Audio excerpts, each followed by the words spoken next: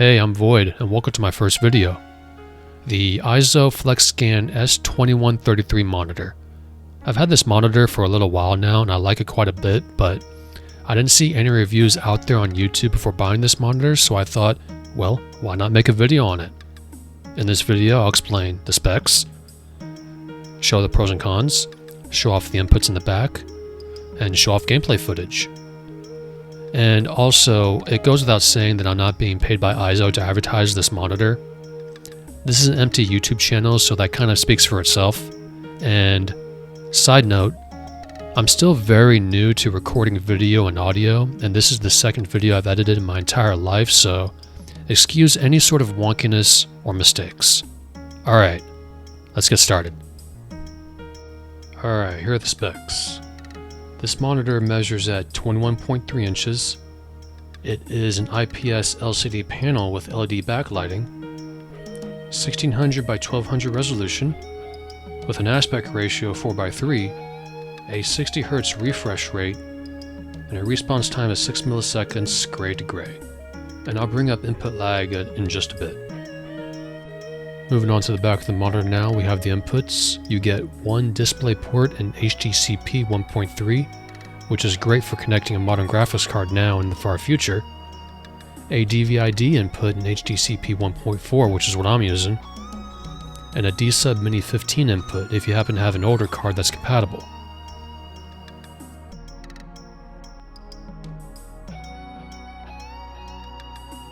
Pressing the M button, we got some options here to change the picture.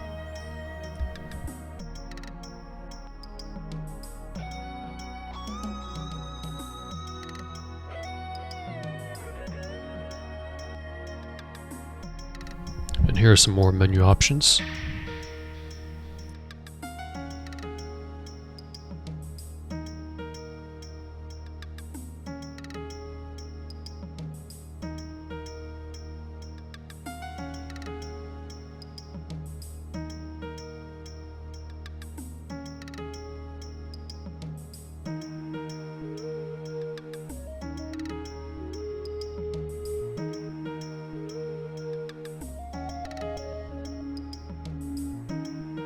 Monitor has height adjustment.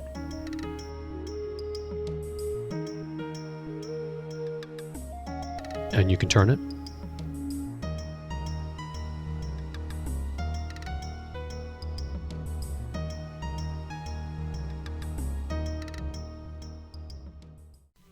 So one of the reasons why people choose CRT TVs for retro gaming and CRT monitors for retro PC gaming is the input lag. LCDs, of course, have input delay. Pretty much all of them have it, and that was the one thing I wanted to know about this monitor. Unfortunately, I don't have a time sleuth, so I can't measure and confirm just how fast or slow the delay even is, but I came across this comment when I was doing some research months ago before buying this monitor from one YouTube user, Zez Retro, and I'll put the link in the description below. And in this comment here from Pad Poet, he quotes, "Good point. CRTs are awesome, but so are the last 4:3 LCDs. I managed to pick up an ISO S2133, lovely 21-inch 4:3 IPS LCD panel. The only problem with it is the fact that it's not 50 Hz compatible, so the Amiga Core and others don't work with it. And also the price. New, it cost a lot. I bought it used, but its swivels and everything arcade related looks amazing. I'm very sensitive to input lag and can't feel it on this monitor. Combos in fighting games and reaction times on shmups are just fine." End quote. Now, I've owned this monitor for a few months now, and I can confirm what Pad Poet says here is correct. Me personally, I don't notice any delay at all when I'm playing, for example, Shinobi 3 on the Kega Fusion emulator. When I'm throwing a shuriken, attacking an enemy, moving, walking, running, it feels instantaneous to me. When I'm scrolling through menus on a role-playing game or talking to an NPC, I don't notice any delay at all. The only delay I've noticed in any game was Silent Hill 2 and 3 through the PCSX2 emulator, and I believe that's because it's an emulator issue, not the monitor issue, because it happens on my main Asus 1440p monitor. And when I compare the ISO's input delay to my 1440p Asus, it feels like the ISO is just a little bit better, and I don't even notice it on my Asus monitor. So I hope that clears things up about the input lag. I'm sorry I don't have a time sleuth, so I can't confirm or deny just how good or bad the input lag is.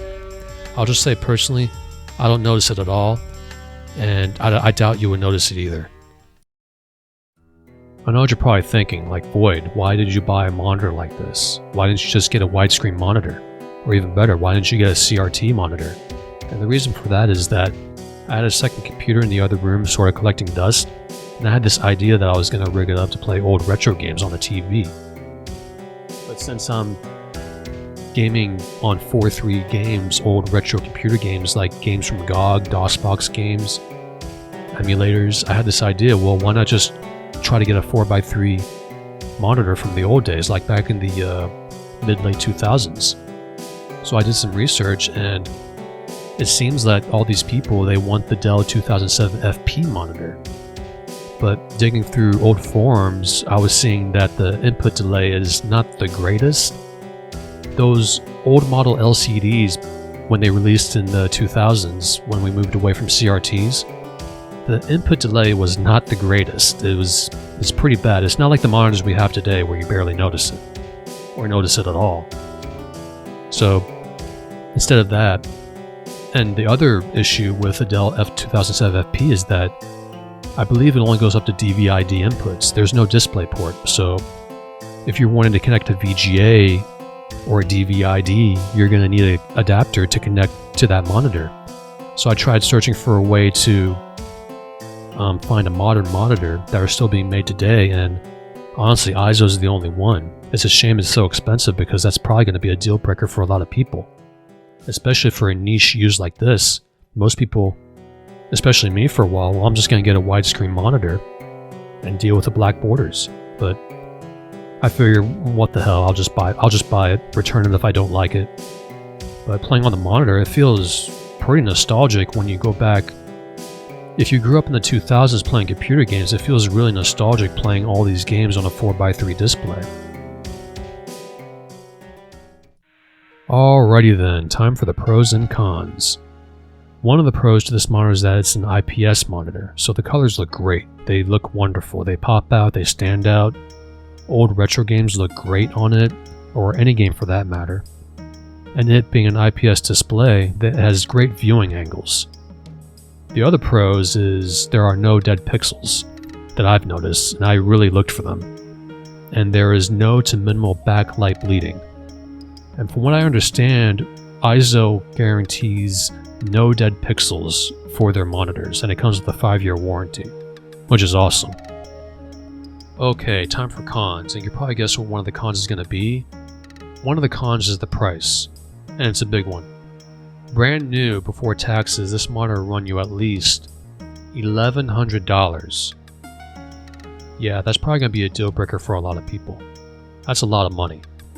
The idea of spending that much money on a 4x3 display with 1600 by 1200 resolution and only a 60Hz refresh rate sounds unbelievable. It sounds stupid, I know, but I know you're thinking, Void, like, why didn't you just go buy a widescreen monitor and deal with black bars? Why, or even better, why don't you just go get a CRT monitor? But if you're looking for a 4x3 monitor with DisplayPort and low input lag, you're not going to find any other company besides ISO making these monitors. And another thing is that these monitors are not really made for gaming. The FlexScan series are actually business models, so it doesn't really matter, but as long as the monitor has low input lag, you can pretty much use any monitor for gaming. It's a shame that this is only 60 Hz, but you don't really need any more than 60 Hz if you're going to be retro gaming. It's not like you're going to be playing Counter-Strike Global Offense or something like that, or Fortnite, where you benefit from having a high refresh rate.